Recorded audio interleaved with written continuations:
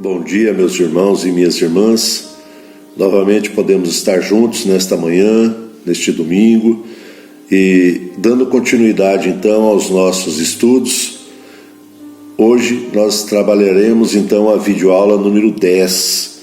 Então estamos caminhando já há um longo tempo aí juntos através das mídias sociais. Mas o importante é que nós temos esse tempo, e esse tempo de estarmos juntos, eu e você, estudando e aprendendo um pouco mais da palavra de Deus. E aí, só recapitulando um pouco, nós vemos que no último domingo nós trabalhamos então o texto baseado em 1 Crônicas, no capítulo 21, os versículos 7 a 17, e nós comentamos então a respeito do problema criado pelo censo que Davi faz, totalmente contrário àquilo que Deus havia pedido, que Deus havia proposto para ele. E aí nós vimos então que Davi falhou em não confiar plenamente no Senhor, Mas a gente vê daí no decorrer do texto que Deus, na sua infinita bondade e misericórdia, se compadece de Davi e principalmente do povo, E no final então do capítulo a gente vê que Deus ordena que o anjo ele parasse com a matança, pois naquele momento ali já haviam sido feridos 70.000 homens. E a aula de hoje então, ela está baseada em 1 Crônicas, capítulo 23, os versículos 24 a 32, e como eu já disse anteriormente, eu e o Júlio estamos trabalhando com temas, e o tema de hoje é eu, um servo, Muito bem. Nós vamos ver daí, eu disse que nós vamos trabalhar os versículos 24 a 32, mas eu peço que vocês leiam em casa, porque nesse momento, recordando novamente, estamos trabalhando as entrelinhas. Nós vemos que no capítulo 23, o versículo 1, ele narra que Davi já era velho, e diz assim: sendo, pois, Davi já velho e farto de dias, constituiu a seu filho Salomão rei sobre Israel. Então, o fato então deste homem ser já velho nos leva o quê? A entender que o período entre os capítulos 22, que nós já vimos, e o capítulo 23, ele deve ter sido de um longo período muito grande, pois quando ele deu as instruções sobre a construção do templo para Salomão, parece então ser um homem em pleno vigor. Ora, Davi subiu ao trono por volta de 1004 a.C., e morreu por volta de 964 a.C. Davi reinou então por 40 anos e tendo começado a reinar com cerca de 30 anos de idade. Conforme o relato do livro de 2 Samuel, capítulo 5, versículo 4, o texto nos diz que Davi tinha 30 anos de idade quando começou a reinar e reinou durante 40 anos. E só para a gente entender, Davi morreu com 72 anos de idade, e o que não era tão velho, para aquela época. Estudiosos afirmam que Salomão não passava de 18 anos quando Davi lhe deu as instruções acerca da instrução a respeito da construção do templo. Davi pensava: meu filho Salomão é jovem e inexperiente, e o templo que será construído para o Senhor deve ser extraordinariamente magnífico, famoso e cheio de esplendor à vista de todas as nações. Por isso deixarei tudo preparado para a construção. Assim, Davi deixou tudo preparado antes de morrer. Está lá em 1 Crônicas, capítulo 22, versículo 5. Muito bem. E como a gente tem feito nas últimas aulas, nós vamos trabalhar alguns tópicos nesta aula de hoje, E como eu já disse, ela está baseada no primeiro livro de Crônicas, capítulo 23, versículos 24 a 32. E o primeiro tópico, só para a gente entender, é a questão da exigência do serviço na casa de Deus. E aí a gente analisando, e nós já vimos isso em aulas anteriores, né, o que está em pauta, tanto no livro de 1 Crônicas, capítulo 22, que nós já vimos, e o que a gente trabalhará hoje no 23, não é apenas os preparativos da construção do templo, mas a organização do culto, incluindo o trabalho dos levitas, dos sacerdotes, né? E nesse contexto, então, especialmente no capítulo 22, Davi ele está muito mais preocupado com o compromisso pessoal de Salomão com Deus do que com seu compromisso público. Ele deveria, então, se dedicar ao Senhor obediente, ou suas realizações extraordinariamente magníficas não teriam sentido. No capítulo 22, ainda Davi ele faz o que? Os preparativos para edificar o templo. Nós vamos ler lá no capítulo 22, o versículo 1, levantará a casa do Senhor, Deus, e o altar do holocausto para Israel. Muito bem. E aí nós vamos ver no decorrer do texto a questão das especificações das funções dos levitas, né? E aí, depois de tratar de grandes preparativos, né, em mão de obra, matéria-prima, a questão dos artífices, o cronista, então, ele passa a tratar da organização e obrigações dos levitas. Normalmente, quando se usa o termo levita, se tem em mente aquela equipe de apoio nos trabalhos, né, do templo. As suas funções, elas são muito específicas, não é? E 1 Crônicas, capítulo 23, os versículos 23 e 24, nos diz assim: estes foram os filhos de Levi, seguindo as suas famílias e chefes delas, segundo foram contados nominalmente, um por um, de 20 anos para cima, encarregados do ministério da casa do Senhor. E aí, nós vamos ver que, resumidamente, a idade ela foi baixada por necessidade de mais ajuda no ministério sacerdotal, né?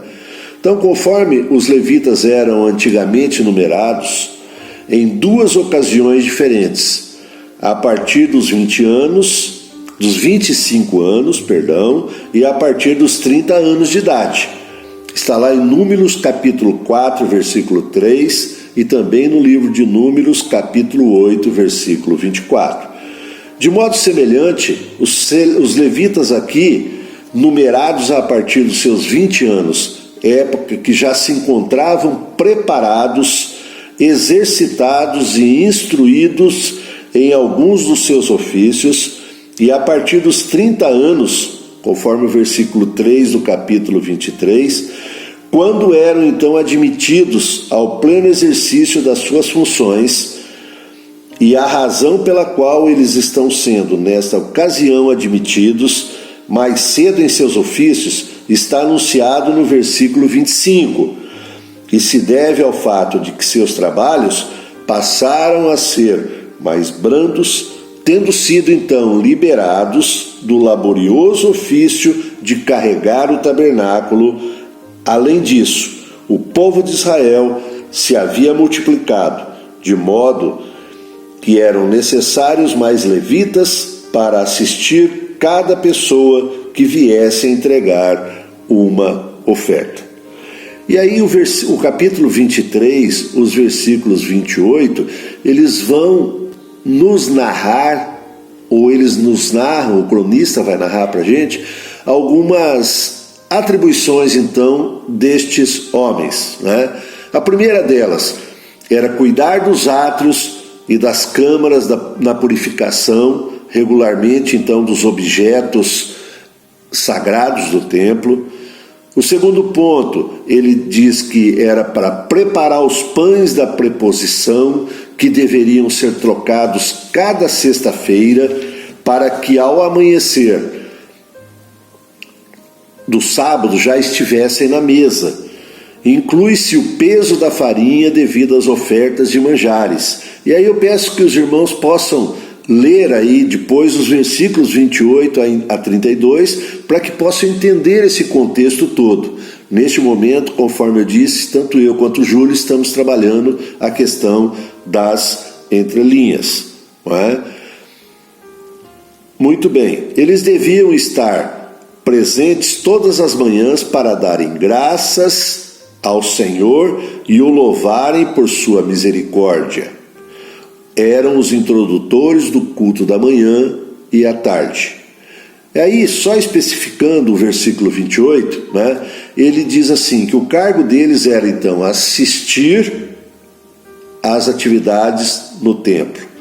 E aí, a gente voltando um pouquinho, né, rememorando, a gente vai ver que neste momento, a arca ela descansava em Jerusalém, né, e quando o novo templo estivesse pronto, toda a adoração, outrora feita lá no tabernáculo e na sua sequência, se centralizaria ali no templo.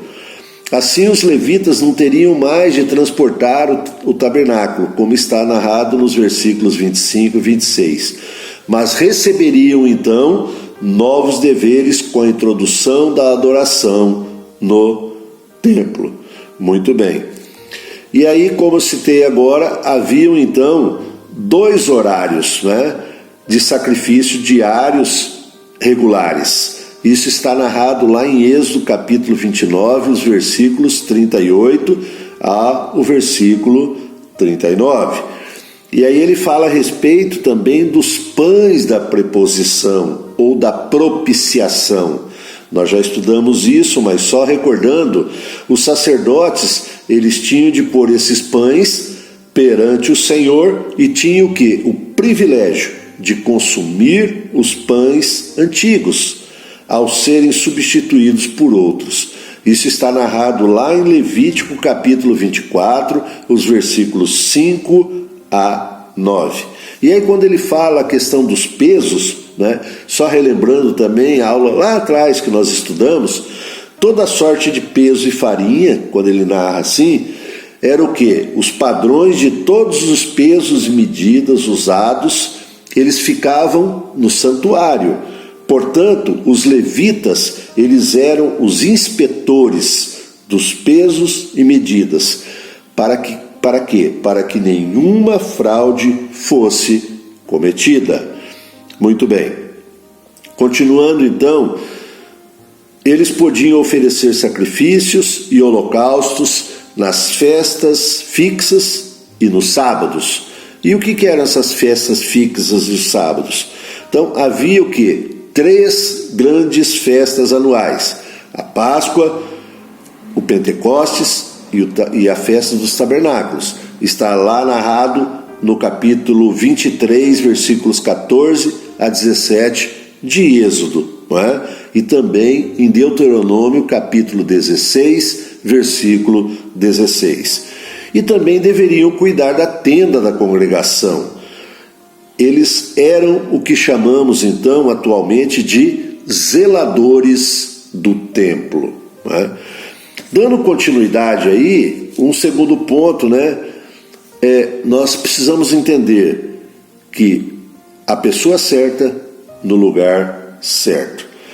E se a gente observar ali ainda em 1 Crônicas, capítulo 23, 28 a 32, né, nós vamos ver que os levitas, né, auxiliares diretos dos sacerdotes, eles estão fazendo o que? Os serviços dos próprios sacerdotes.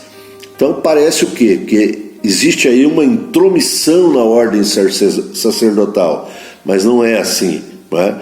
Isso que nos mostra que o serviço no reino de Deus não é determinado pelo cargo ou posto, mas pelo chamado, ou seja, pelos dons que cada um tem, pelos dons que cada um recebeu e que Deus ofereceu para ele ou para ela, não é? A Bíblia ainda nos diz que há diversidade de ministérios ou serviços, né? 1 Crônicas, capítulo 12, versículo 6. Ou seja, todos nós temos à disposição várias áreas para podermos servir no reino de Deus e podermos também servir de várias formas. E aí entra a questão do engajamento no serviço cristão, né? Observe que as funções dos levitas, como nós já vimos agora há pouco, elas incluem tarefas diferentes, ao ponto deles até exercerem essas funções que eram restritas aos sacerdotes, né? Em casos específicos de grande movimento dentro do santuário. Davi, nesse ponto, ele foi muito sábio em considerar que havia coisas pertinentes aos sacerdotes que esses não poderiam fazer pelo acúmulo de serviço naquele momento. E aí, o servir, ele é o quê? Uma função essencial na vida de todo cristão, na minha vida e na sua vida. E a palavra servir no contexto cristão, ela é usada mais comumente como uma conotação de quê? De realizar uma tarefa em benefício de outros. A vida cristã, ela é definida precisamente como um serviço generoso e desinteressado. O próprio Jesus se apresentou como servo de Deus, né? E alguns textos para você refletir em casa. Isaías 42, versículo 52, no capítulo 53 ainda de Isaías, os versículos 1 a 12, e Mateus 12, versículos 12, 15 a 21. Né? Muito bem. E aí, eu e você, né, somos chamados, somos identificados para o chamado, né? Temos os dons, ou recebemos o dom de Deus. E o dom que cada cristão recebeu do Senhor tem como que finalidade realizar determinada função no corpo de Cristo. Está lá em 1 Coríntios, capítulo 12, os versículos 4 a 11 e Romanos 12, 6 a 8. Cada membro do corpo de Cristo precisa ter em mente que os dons, eles são distribuídos por Deus para serem devidamente administrados por mim e por você, como bons despenseiros das manifestações variadas da graça de Deus. Eles não podem ser utilizados em benefício próprio, mas apenas para a glória de Deus e em benefício dos outros, para o aperfeiçoamento e edificação do corpo de Cristo. E eu achei interessante uma observação a respeito deste capítulo, e na minha Bíblia ele traz algumas considerações, e eu gostaria de ler para compartilhar com vocês, que eu achei muito interessante. E ele trata a questão da lição de vida, né? E ele fala um pouco a respeito dos levitas, a descendência dos levitas, né? E o texto diz assim: todo trabalho na igreja, ela tem o seu valor. Não importa o que eu e você façamos, meu irmão e minha irmã, né? O nosso trabalho é importante para que a igreja funcione de maneira saudável, né? Deus quer que todos participem da adoração. Havia alguns levitas que proclamavam a mensagem de Deus por meio da música, outros louvavam e davam graças, outros tocavam instrumentos, né? 1 Crônicas, capítulo 25, versículo 1 a 7. Como você tem participado da adoração do Senhor? De que forma você tem trabalhado na igreja? Há muitas tarefas grandes e pequenas que precisam ser feitas na igreja para que ela funcione bem. Essas tarefas foram distribuídas entre os levitas, de forma que todos, dos mais jovens aos mais velhos, estivessem servindo, conforme a gente leu 1 Crônicas, capítulo 25, versículo 8. Organizar grupos, atribuir funções, distribuir tarefas entre todos são excelentes maneiras de fazer a igreja funcionar de forma saudável. Os servos mais experientes devem instruir os menos experientes. Entre os levitas havia mestres e discípulos. Os que sabiam mais treinavam os mais jovens, conforme o versículo 8 do capítulo 25. Então, ele deve ser um exemplo a ser seguido por mim e por você. Devemos ter disposição em usar os nossos talentos para Deus. Os levitas que sabiam tocar instrumentos, por exemplo, se dispuseram a fazer o que? Um grande coral acompanhado por uma espécie de orquestra da época. Isso nós vimos lá em 1 Crônicas, capítulo 15, os versículos 16 a 24. Né? Então todos têm contribuições significativas para dar na obra de Deus. Não importa, meu irmão e minha irmã, se é como músico, se é como tesoureiro, porteiro, faxineiro, cozinheiro, administrador, nós devemos usar os nossos talentos para servir a Deus e a sua igreja. A lei de Deus deve ser ensinada com fidelidade e zelo. Ela também é fonte para discernir o certo do errado e decidir o que é justo, né? E por fim, os levitas eram responsáveis por ensinar o povo sobre a santidade. E nós também, eu e você, devemos ser promotores da santidade no meio do povo de Deus. E aí, para você refletir durante a semana, né? O texto de hoje, o tema de hoje, eu, servo, né? Eu como servo, reflita a respeito disso. De que forma nós estamos trabalhando na vida da igreja? Nesse tempo difícil, tempo de pandemia, tempo de isolamento, né? Nós não temos tantas oportunidades para estar servindo presencialmente, mas nós podemos servir sim, né? À distância, trazendo uma mensagem através das mídias sociais, criando um pequeno grupo de trabalho para conversarmos, orarmos juntos, estarmos juntos, né? Reflita e pense a respeito disso. E no próximo domingo nós estaremos juntos novamente, e aí a partir daí o Júlio estará ministrando as nossas vidas, a minha vida e a sua vida. Que Deus te abençoe, meu irmão, minha irmã, nesta nova semana, em nome de Jesus. Amém. E até o próximo domingo.